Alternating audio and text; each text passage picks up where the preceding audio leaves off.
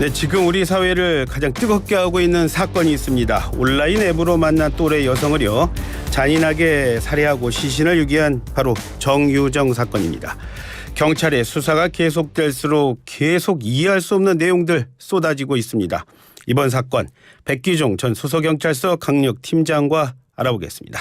팀장님 안녕하세요. 네, 안녕하십니까. 백기종입니다. 네, 먼저 이번 사건 개요부터 간단히 정리하고 가겠습니다. 팀장님. 네, 너무 많이 보도가 됐는데요. 예, 그렇죠. 정유종 23세죠. 과외 어플에 들어가서 이제 중학생인 딸의 영어 과외를 시킨다 이렇게 속이고 이 채팅 메신저를 통해서 이 피해자와 접촉을 합니다.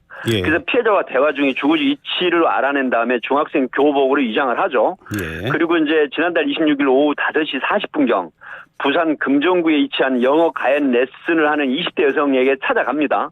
그래서 과외 관련 대화를 하다가 피해자가 방심한 틈을 이용해서 미리서 준비한 흉기로 피해자를 살해를 합니다. 예. 그래서 다시 피해자의 옷으로 갈아입고 자신의 집으로 또 다시 돌아가서 여행용 가방 캐리어를 가지고 나와가지고 예. 나와서 인근 마트에 들러가지고 락스, 비닐봉지 또 시신을 훼손하기 용이한 흉기 이런 걸 구입을 하죠.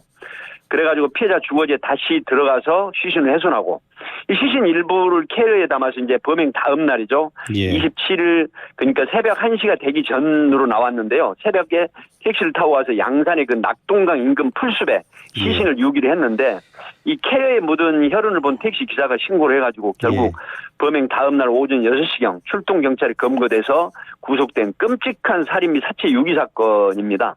예. 신고를 했다는 택시 기사님도 굉장히 충격이 크다 이런 얘기들이 많더라고요. 택시 기사분은 그 당시 신고를 했는데 이후에 예. 자기가 살인범 더군다나 시신을 살해하고 유기를 해서 자기 차에다 트렁크에 실어서 옮겼다는 것 때문에 트라우마가 생겨가지고 그러니까요. 예. 지금 일을 못하고 아마 굉장히 심리적인 그런 증세를 앓고 있는 그런 상황으로 지금 알려지고 있습니다. 예. 저는요, 팀장님 처음에 20대 여인이 또 그렇게 크지도 않은 체구의 여자가 또래 여성을 살해했다. 그걸 혼자 단독 범행이다. 사실 저는 그게 잘 믿어지지 않았는데요. 팀장님은 어떠셨어요? 저는 어느 정도 예상을 했습니다. 왜 그러냐면 이제 저희들처럼 단연간 수사 파트에 근무를 한 특히 강력 파트 같은 경우에는 그런 살인 사건을 많이 접하게 되거든요. 예. 그래서 저는 처음에 이제 다른 방송 매체에서도 얘기를 했었습니다만 23세라고 하더라도 예. 정말로 나르시즘이라고 혹시 이승훈님 그거 들어보셨죠? 예.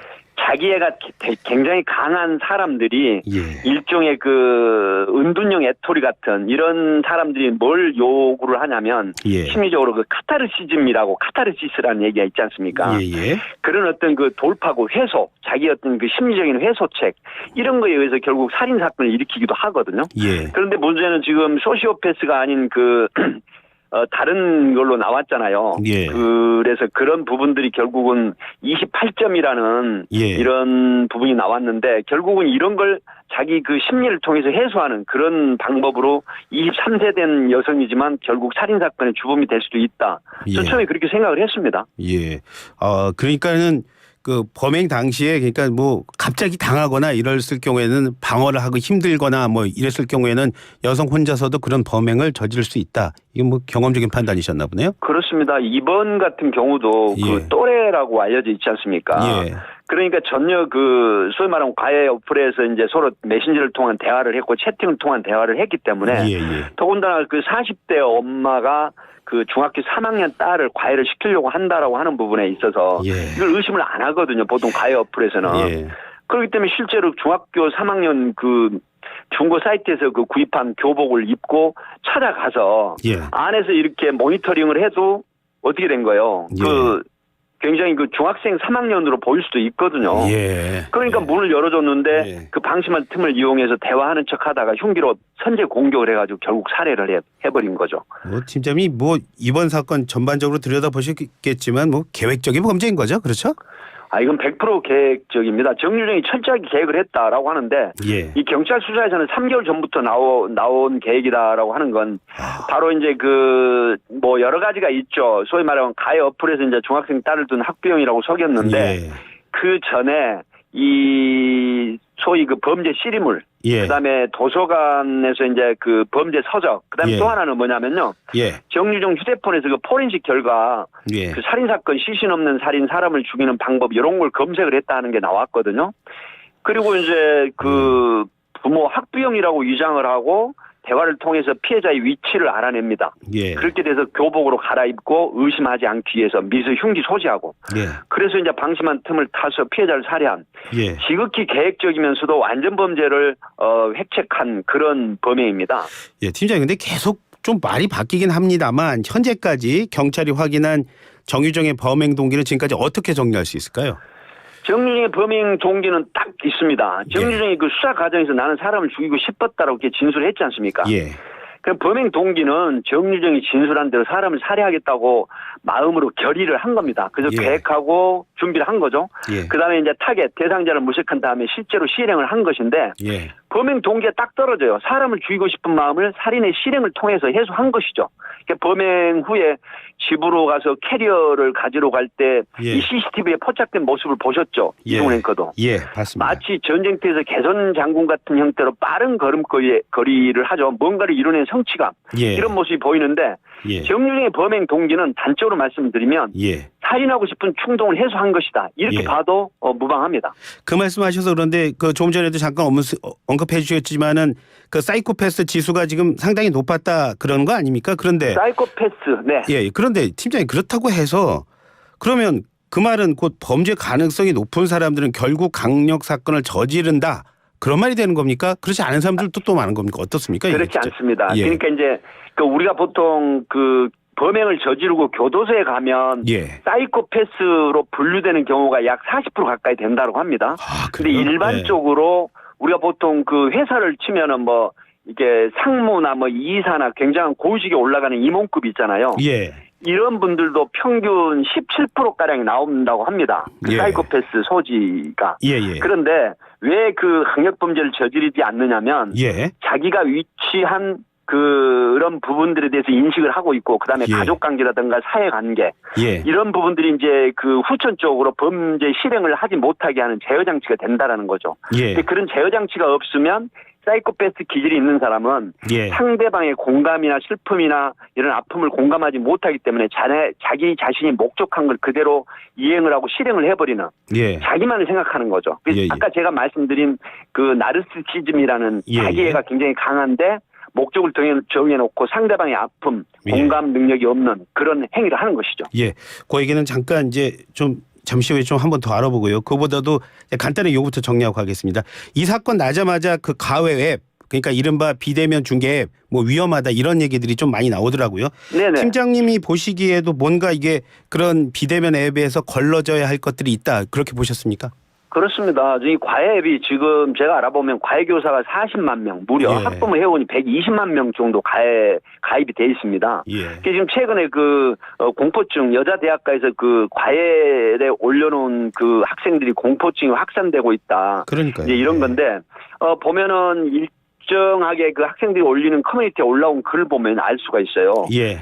내가 올린 정보가 정유정이 봤을 수도 있겠다 생각하니 아찔하다. 내가 피해자가 될 수도 있었을 거라는 생각. 이런 부분에 공포가 온다라는 거죠. 그래서 통상적으로 그 학생증이나 사진, 전화, 개인정보 올리는데 이런 게 이제 남성으로부터 엉뚱한 뭐 조건 만남을 요구하거나 또 성범죄 대상에 따른 피해 대상이 될 수도 있다라는 거죠. 그래서 이건 사실 이런 과외 이런 거는요, 비대면 앱은 안전한 중간 플랫폼 시스템을 도입을 해가지고 이용자들에게 그 범죄 악용 우려가 없도록 개선을 해야 하는 그런 지금 우려가 큽니다. 그 비대면 앱도 또 팀장님 많이 살펴보셨네요. 문제점도요. 그렇습니다. 자, 그런데 좀 전에 했던 말 좀 더 구체적으로 물어보겠습니다.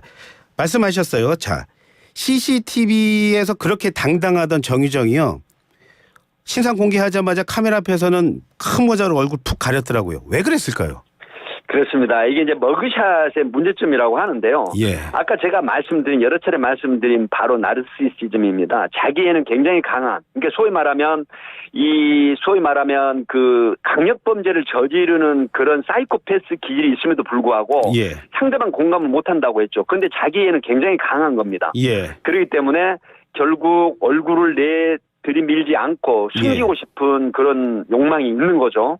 그래서 그런 건데 사실은 이게 이제 그 특정 강력범죄처벌법에 의해서 신상 공개가 되잖아요. 그러면 사실 이승훈 앵커께서 어떤 말씀을 하시려고 하는지 알아요. 이게 보면 예를 들어서 검찰에 송치를 하거나 뭐 출정을 할 때 자기 얼굴을 완전하게 가려버리죠. 이미 그 학생증이라든가 주민등록상 이게 공개가 됐음에도 불구하고 그거는 이게 지금 문제가 있습니다. 왜냐하면 헌재에서도요 그 피고인이나 피의자에 대한 특정 신체 부위를 촬영해서 내보내는 거는 부적절하다 이렇게 지금 판시를 했던 게 있고요. 지금 이런 것 때문에 강력범죄가 증가하고 굉장히 여론이 악화돼 있지 않습니까? 그렇죠. 특강법이 있으나 마나다 신상 공개가 불필요한 것처럼 돼버렸다. 실효성이 없다라고 하는데 그래서 이런 부분을 보완하기 위해서 지금 국회에 이게 얼굴을 공개하는 최근에 얼굴을 공개하는 법이 계류가 돼 있는데 요건 제가 볼 때는 통과가 돼야 된다. 이렇게 저는 보는 사람입니다. 그 제가 또 보면서도 저는 전혀 몰라서 꼭 팀장님 전화 연결되면 이 질문 좀 드리고 싶었어요. 나오면서 저기 정유정이 직접 기자들한테 하는 얘기도 좀 들으셨었죠? 네네. 전문가 입장에서요.